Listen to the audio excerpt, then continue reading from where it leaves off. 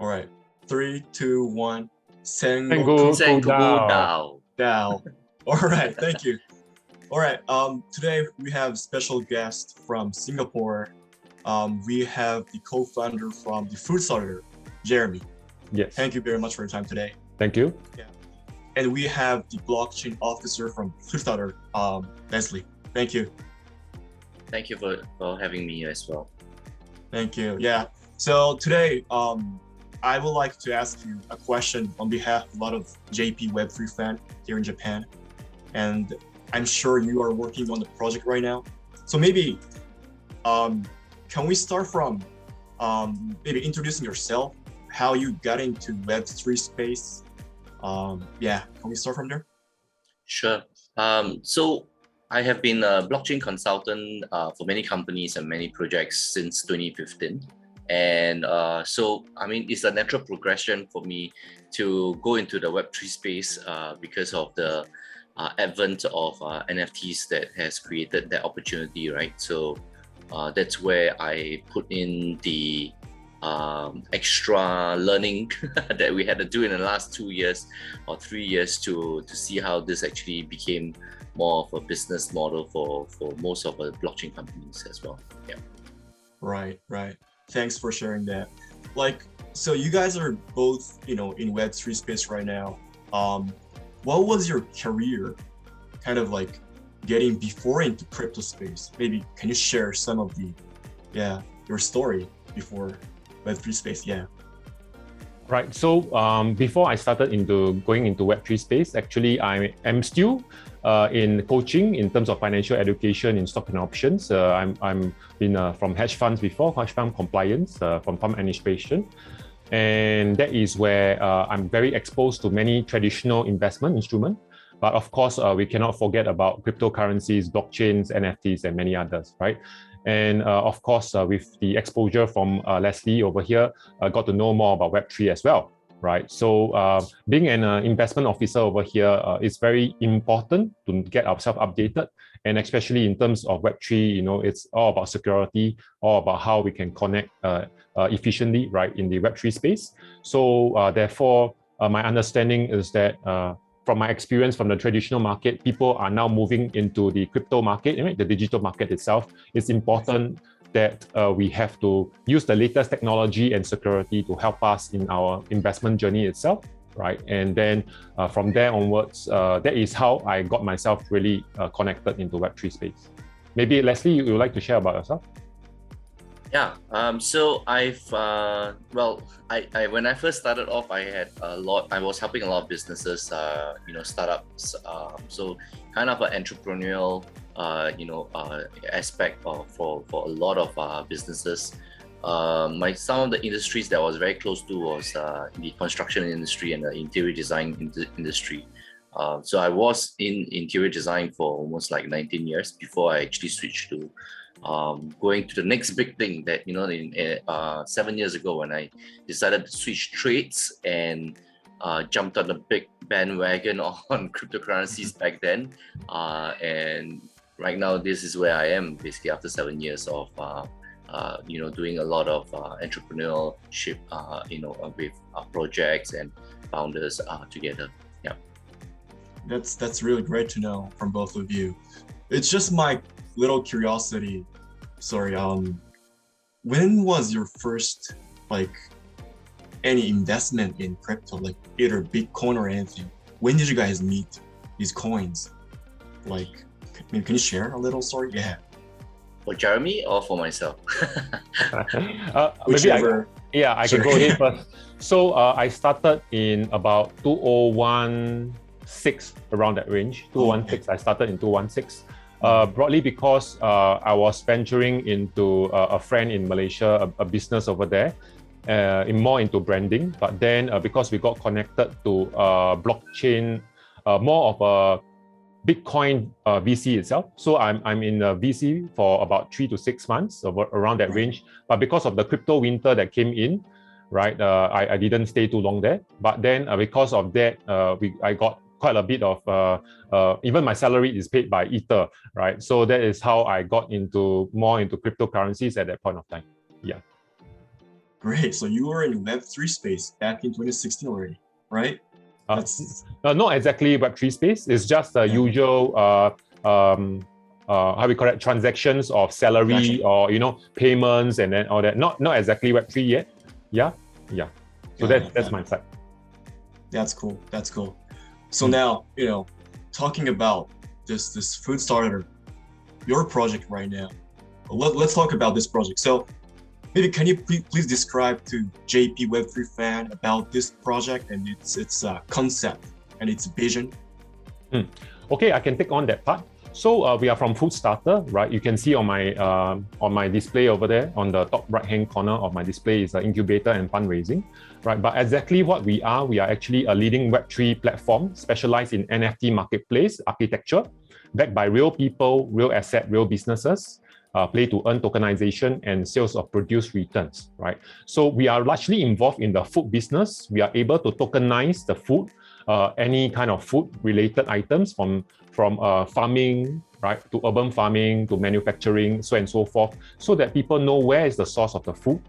And also at the same time, by putting them into the blockchain system, they are be able to track back, right? That's called traceability in terms of food, as well as we are able to create the features using NFT, right, to actually find people who are willing to contribute into these beautiful projects, right, that contribute to the world food economy itself, the security of the food safety, right, especially during this situation, right, where the COVID-19 hits very hard, right, in different countries, right, and also the Russia-Ukraine war. So it's very important that now, even like a few days before, Malaysia has a ban in export in chicken, right, and that is soon to be many other different kind of food, right, that will be scarce, right, especially in Singapore, where we only have the resources we have is only human, right? We don't have food, right? So in Singapore, 10% of the food is being grown in Singapore, while 90% we are going to import into Singapore, right? So we play a very big part to understand how we can help these beautiful projects like hydroponic farms, prawn farm, pig farm, all these things, right? To actually help them to understand how to tokenize, digitalize their business. At the same time, they also can get funding, right? We call it contribution in a sense, contribute to this beautiful project that can help in food safety, grow those vegetables, fish, prawn, and all that. And at the same time, when they actually contribute to these beautiful projects, they actually also get a sales of produce return, right? So there's some revenue sharing model over there. Yeah. So that's how what we do over there as Food Starter, right? And we hope that we are able to achieve our goal in Singapore, especially the 2030 vision over there, to help to grow more food and help to tokenize more beautiful food businesses. That's great. That's great concept and vision and plan. So talking about the origin of the project, is it because of this environment, or because you guys are from Singapore? Is there any particular story behind the origin of this project, if any? Yeah, for sure. Because like what Jeremy has mentioned earlier, right? The idea that Singapore is a city, right? For example, in Japan, in Tokyo itself, right? You guys are actually supported by your municipals around Tokyo, right? So obviously you have agriculture as one of your biggest supports in your country for the matter. But in Singapore, it's too small. We're not even maybe a fraction of what Tokyo is in the first place in terms of the size, right? And so we're heavily dependent on imports as a result. So what we actually had envisioned this in fact, almost 3 years ago, together with another co-founder of ours, also by the name of Jeremy Goh. So he and myself and a few of us, including Jeremy Tan here, we actually envisioned to see that we need to actually put in, and some form of providence, right, for Singapore to be self-sustainable for the matter. And interestingly enough, the technologies behind agriculture itself has been there's a lot of modern farms that came about. So Jeremy mentioned earlier about your hydroponics and your agricultural modernization, right? So you don't have to be in a open environment. It can be an enclosed environment where the climate can be controlled, right? So that reduces a lot of food wastage. That reduces a lot of bad crops. It doesn't allow insects to come in as well. Also, so that's why it's a controlled environment. And I guess if you guys also know the new terminology and the new trend word of phygital, like physical and digital coming together. So I kind of broached the subject to my other co-founder to say that, hey guys, the NFT space is big, right? 2 years ago we started this whole thing, right? In fact, actually way before this is CryptoKitties, but the technology and advance of the OpenSea marketplace itself created a lot of opportunities for NFT holders in the first place. We took the technology behind the NFT itself and made sure that the NFTs is asset backed by real physical products or produce in this case. Right, so the sales of produce, like what Jeremy has mentioned, is able to actually give us the opportunity to share this, to the project owners or and the project supporters or the contributors, like what Jeremy has mentioned. You can now participate in your own livelihood in the first place. So Singaporeans, we are a bit too. How should I say, a bit too blessed to really worry about food for that matter. We take things too for granted, right? But if the borders are closing and in the case like Malaysia has stopped imports of chicken into Singapore, then where do we actually go and look to in the first place, right? So Food Starter is helping to elevate the Southeast Asia's food issues, especially on the supply chain side, to allow both food producers, which is the farmers, modern farmers, to tokenize their business and to allow the public to come in and participate in the project supporting for this and gets their returns in the from the sales of produce that we produce. So it's actually not a new thing, to be honest. It's a more like a crowdfunding kind of aspect, basically, right? So we incubate these projects and we do a lot of fundraising for them as well. So, but with the novelty of the NFTs as the technology behind that contribution aspect. Yep. And that's why with NFT itself, right, we definitely need the help of Web3, right, to help us to push this in terms of security, in terms of understanding different wallet holders are now able to use, say, example, MetaMask to connect to our platform. And then after that, if they like the project, they want to contribute to, food safety, they like it, they want to donate, so and so forth, they can always connect, right, their wallet straight away to our platform and buy the NFT, right? And give the blessing, right, to these farmers who work all their lives, right, to provide food on the table. Right. That's very awesome. So I have a very simple question. So you will have a lot of project owner in the future in this food focused project.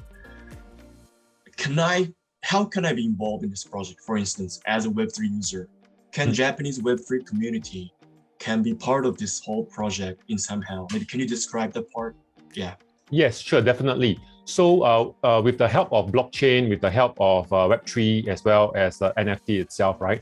Anywhere around the world who wants to contribute to food safety, right?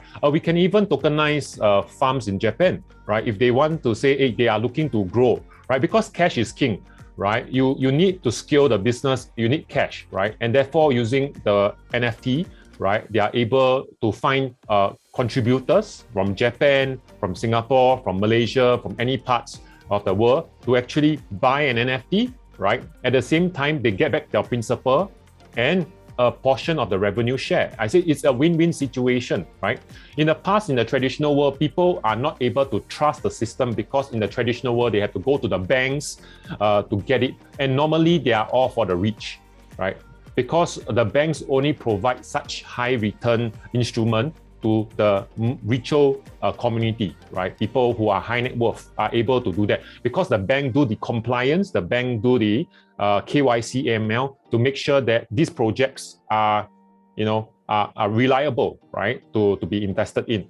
But then, but because of that, a lot of farmers actually are being because of the bank's obligation, right? They don't get the best out of everything, right? So we want to be the one that actually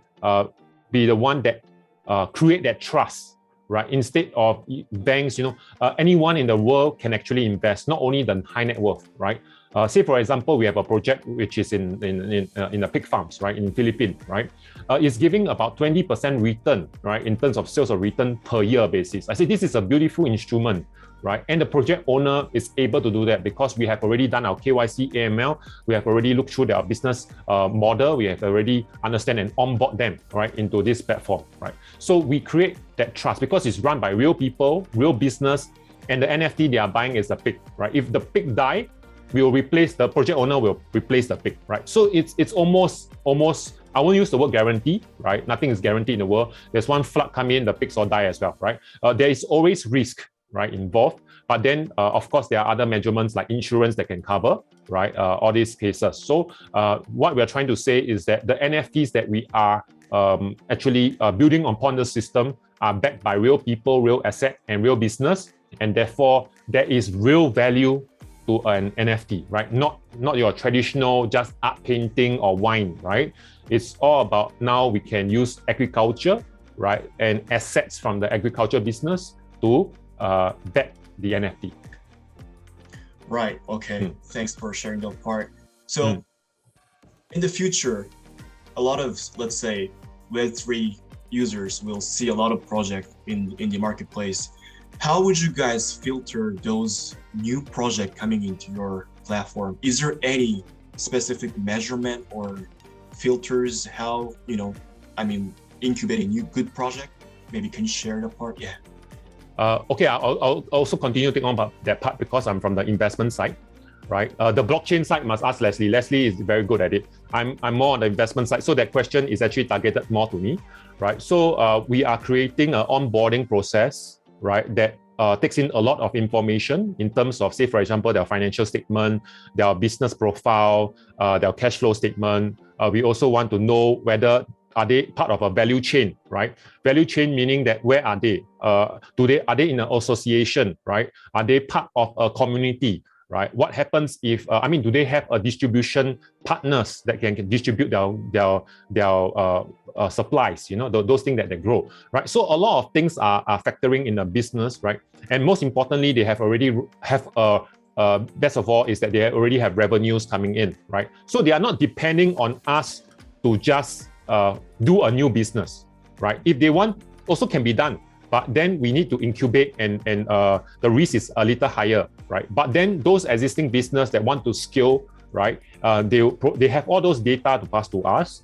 We know that they have distributors, means that wherever they grow, they can sell, right? The most important thing is that they can sell the food that they grow, right? If they can do that portion, they are part of that value chain, and we understood it well, right?